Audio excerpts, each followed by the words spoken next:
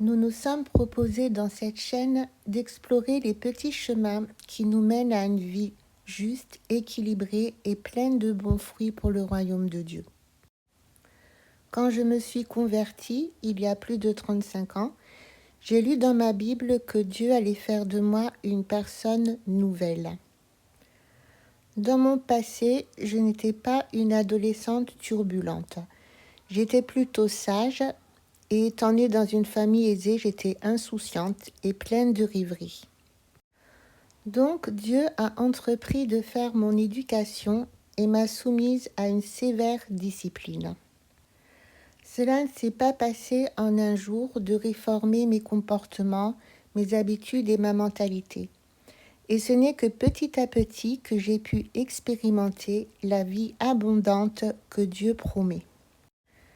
Au début de ma vie chrétienne, je passais beaucoup de temps à lire la Bible, à adorer et à prier, mais cela ne suffisait pas à faire de moi une chrétienne équilibrée.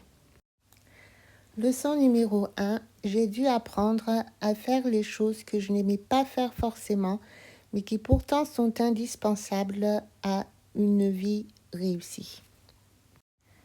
Moi qui n'avais aucune discipline pour le rangement, Dieu m'a montré chaque jour un endroit à ranger ou à nettoyer dans ma maison.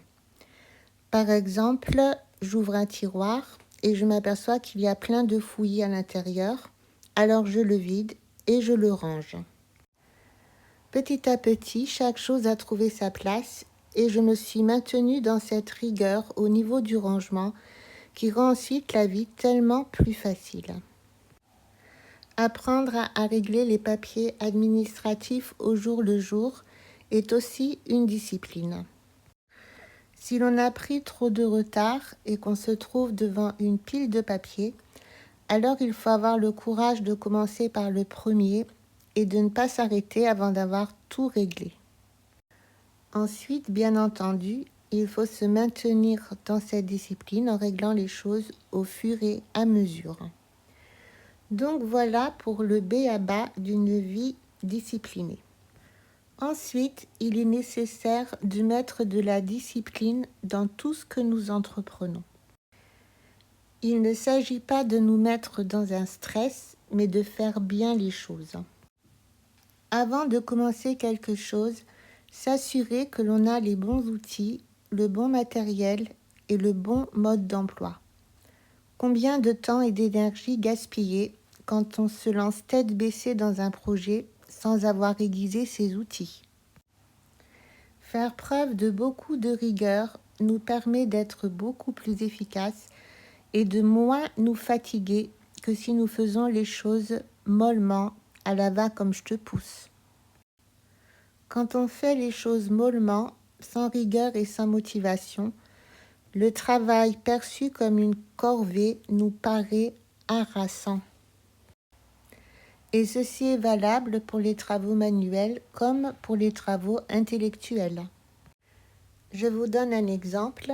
Étant femme au foyer, j'ai mis un point d'honneur à suivre la scolarité de mes enfants jusqu'en terminale et tout particulièrement en maths. Je me suis aperçue que quand les choses commencent à devenir confuses et abstraites dans la tête d'un élève, c'est qu'il y a en général des échelons d'apprentissage qui ont été sautés. Par exemple, lire attentivement le cours et faire tous les exercices d'application, en général corrigés, qui permettent d'assimiler le cours. Pourquoi sauter tout de suite dans les exercices difficiles ? On croit gagner du temps, mais en fait, on en perd énormément parce qu'on n'a pas fait les choses dans l'ordre. Il existe aussi une autre loi que j'appelle la loi de l'apprentissage qui veut que, en général, pour réussir quelque chose, il faut d'abord rater puis recommencer. Ce n'est pas très agréable, n'est-ce pas ? Mais c'est une loi à laquelle, malheureusement, nous ne pouvons pas échapper. Quand je me suis lancée un peu tête baissée dans le retapissage de mon appartement, j'ai commencé par reboucher les trous avec du papier mâché, puis j'ai pris un papier peint très bon marché. J'ai fait plein de traces de colle et le résultat a été catastrophique. Donc j'ai tout recommencé. J'ai acheté du plâtre, finalement c'est pas si cher que ça, et un papier peint compensé, lessivable, de bonne qualité que j'ai trouvé en promotion, et j'ai recommencé le travail proprement. Autre règle de discipline très importante, la régularité dans l'effort. On peut être découragé en voulant tout terminer trop vite. Donc le secret, c'est la régularité, ne pas vouloir être un coureur de course, mais être un coureur de fond. On commence par se fixer des objectifs raisonnables. Je ne vais pas ranger ma maison du fond en comble en un jour, mais un tiroir après l'autre. Je ne vais pas tout repeindre en un jour, mais me fixer des plages de 2 heures. De cette façon, je peux finir les choses sans être surmenée. Cependant, il faut aller jusqu'au bout du tiroir, jusqu'au bout de la plage de 2 heures, jusqu'au bout du carré de jardin désherbé, etc.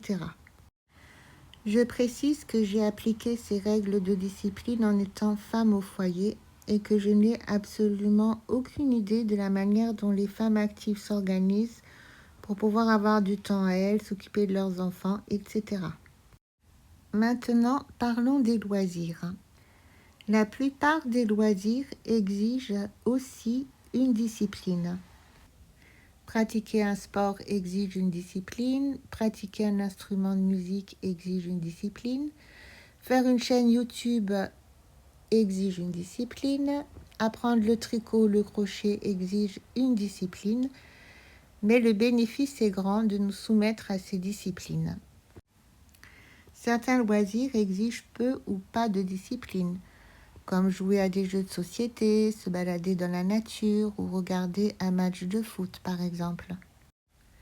Par contre, il faut de la discipline pour dire stop au mauvais divertissement. Stop à Netflix, stop à la télé devant laquelle on s'avachit, stop à la consommation excessive de réseaux sociaux, etc. Vous savez, quand je me suis aperçue que je menais vraiment la vie abondante que Dieu promet, en fait, c'est quand j'ai éprouvé un total désintérêt pour la télé. Je n'étais plus tentée de vivre une vie de procuration en regardant des films parce que tout simplement, ma vie me plaisait davantage que celle qu'on voit au cinéma. Plus notre vie est qualitative, plus les films nous semblent médiocres et on a un regard beaucoup plus critique que dans le passé. Aujourd'hui, quand je pense à Sissi par exemple, je me demande comment j'ai pu me réjouir un jour qu'une jeune fille ait fait de l'ombre à sa sœur et provoqué sa déception en lui piquant son fiancé. Alors que dire de tous les films et toutes les séries qui nous proposent des adultères, des trahisons, en veux-tu, en voilà, sans parler des attentats à la pudeur. Je termine par la discipline de la prière. Quand on est chrétien, on s'astreint à cette discipline et on s'aperçoit que c'est vraiment la pierre qu'on doit mettre en premier dans le bocal pour que toutes les autres entrent aussi. Je ne vais pas m'attarder sur la façon de mettre à part un temps de qualité pour progresser spirituellement, mais ce sera sûrement le sujet d'une prochaine vidéo.